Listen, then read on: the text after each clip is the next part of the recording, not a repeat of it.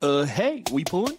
What's up, I'm Jim Pro, and this is the Ready Check Pull Guide to Midnight Falls on Heroic, but this guide will also work for normal too. Big shout out to Preheat and Reload for helping us get this footage. And bros, we got a huge sponsor for this video. I've been beta testing the new Archon app, and I actually messaged them to ask if I can shout them out in the video because this thing is an amazing tool for Raid and Mythic Plus. It's got full Warcraft logs integration that's even better than Warcraft logs, instant post-pull feedback so you know exactly how someone died or who's not hitting ads like they should be. Shout out to Talar and Primal. Let's see if they died early. Yep, that makes sense.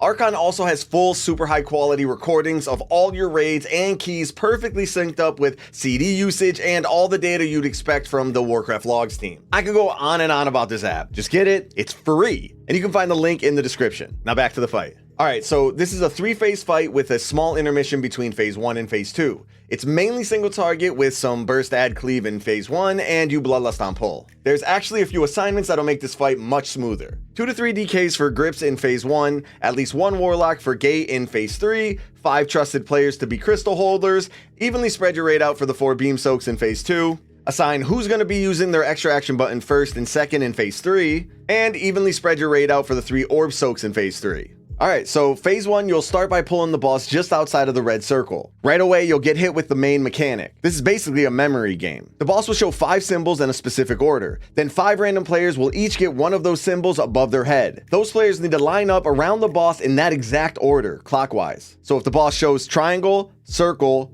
T, X, diamond, you'll line up clockwise starting from where the boss is facing. Think 1 o'clock through 11 o'clock in order. You can simply have one person call out the order and repeat it over and over until the players are lined up correctly, and good luck not messing that up 2 hours into prog. Or alternatively, some guilds are using the world marker method. You assign 1 trusted player per symbol, 5 players total, to place world markers down in the order that they appeared in. So triangle goes first at 1 o'clock, circle goes next at 3 o'clock, and so on. The only weird one is the T symbol, so we'll just use square for that. And here's that macro. Change the number dependent on your assigned marker. Once the symbols are out, Lura fires a sweeping laser that rotates around her. If you're in the correct order, you live and continue the fight. If anyone is out of order, you're dead. Once that's done, the boss will cast Heaven's Glaive and then shoot out glaives in a star formation at a ridiculously fast speed. You need to be in between the glaives before they launch out because they basically one-shot anyone they hit. They slow down a bunch after the initial launch, but you'll still have to continue dodging them for a few more seconds. While you're dodging the glaives, some large beams spawn and rotate around the room.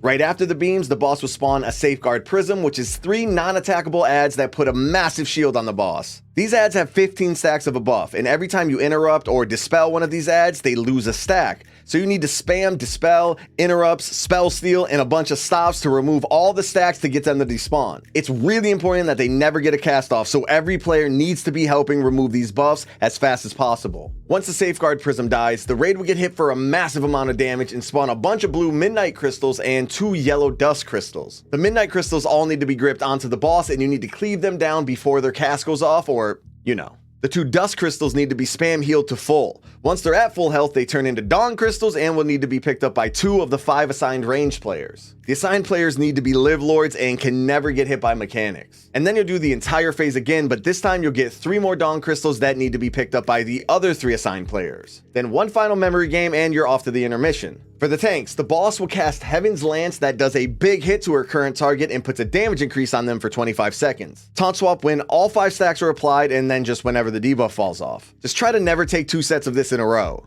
Alright, for the intermission, you really just want to spread out your raid, including the Dawn Crystal holders, like halfway around the circle, and make sure your healers are evenly spread as well. This is just the dodge your feet intermission for basically everyone other than the Dawn Crystal holders. The crystals can never get hit by any void mechanics at all. This means that if you're a crystal holder and you get targeted with a spike mechanic, you need to drop your crystal in a safe space for no more than 2 seconds, and then instantly pick it up once the mechanic is over. Let me show you how Preheat handled his drop. So everyone is spread out, Preheat is dodging beams and stars, he then gets selected with the star mechanic, so he uses his extra action button to drop the crystal, making sure his stars goes off without hitting the crystal, and then instantly picks it up right before the star to the right goes off on his crystal. What an absolute gamer play that was. Now that's basically the intermission. If a crystal does get hit by any of the void, it'll spawn 2 yellow pools that need to be soaked or the raid takes a massive amount of raid damage. I highly recommend you bind your extra action button to make dropping the crystal faster, but clicking works too. And if you die with a crystal, it's not a wipe, just make sure to call out for someone else to pick it up. Then we get sucked right into phase 2. In phase 2, you'll see 12 floating orbs around the room. 4 players get targeted with beams, 1 tank, 1 healer, 1 melee, and 1 ranged. Your goal is to aim the beams through the orbs to charge them. You get 3 sets of beams total, and you need to clear all of the orbs to fill the boss's energy and push into phase 3. The easiest way to handle this is to place a skull marker right where you land and a star marker on the opposite side of the boss. This will be your marker for the beams. The tanks and melee players will always go to the skull marker, tank on the left and melee on the right, while ranged and healers always go to the star marker, healers on the left and ranged on the right. Then you just wait for the orbs to rotate into the beam. Do not go chasing an orb. Just micro adjustments right before the galvanized cast is finished to center your beam on the orb. These beams are also soaks on heroic, so you want to make sure to spread your raid out between the 4 beams to help reduce the damage each soaker takes. Healers need to be ready for the beam damage with some raid DRs and healing CDs. And since this is void damage, players with the crystals can decide to either not soak or drop their crystal, hop into the soak, and then grab their crystal right when the soak ends. Then after a few seconds, the orbs that were hit turn into charged orbs and get sucked into the boss and one-shot anyone in their path. Then you do this 2 more times to get knocked into phase 3. Right before the Dark Meltdown knock, you want everyone other than the crystal holders to stack on the skull marker so that everyone gets knocked into the same area.